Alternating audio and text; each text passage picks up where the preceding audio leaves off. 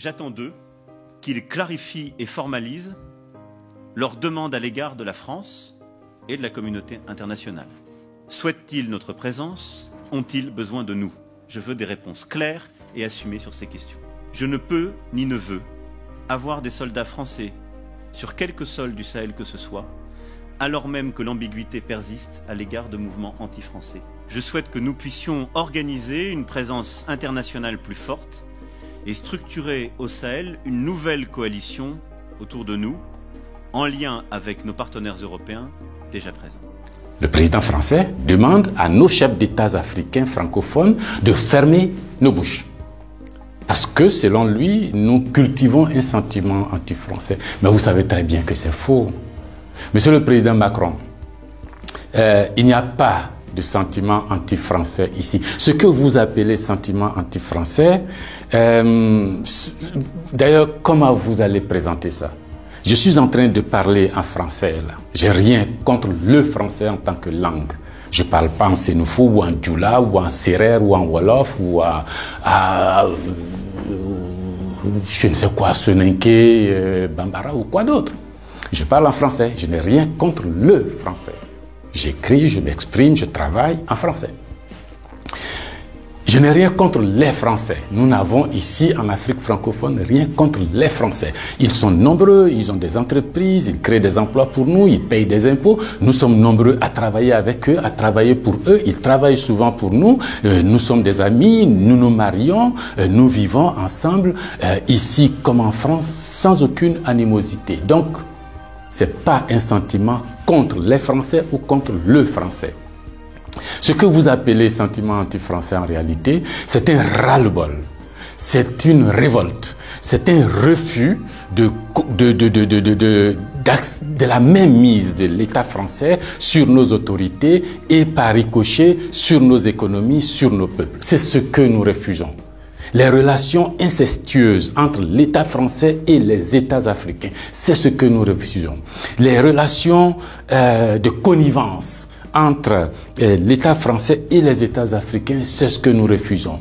Parce que simplement ces relations étouffent la démocratie, ces relations étouffent le respect des droits de l'homme, ces relations étouffent la possibilité que nous devons avoir de demander des comptes à nos dirigeants. Ces relations étouffent l'expression plurielle chez nous.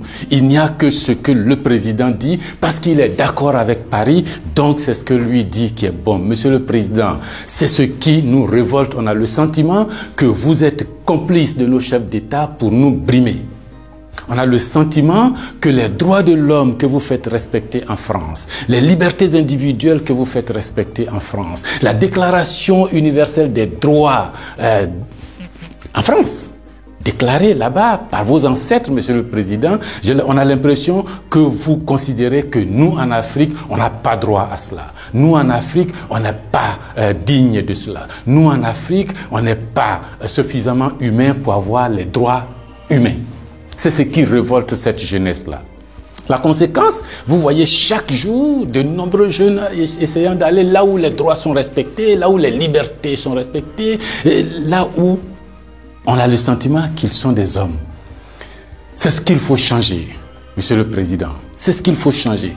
Vous pouvez parler 1000 fois à nos chefs d'État, vous pouvez leur donner des instructions 1000 fois, mais ça ne changera rien dans la tête des populations africaines ici, dans l'esprit des populations africaines ici. L'idée est que nous voulons redevenir des hommes libres.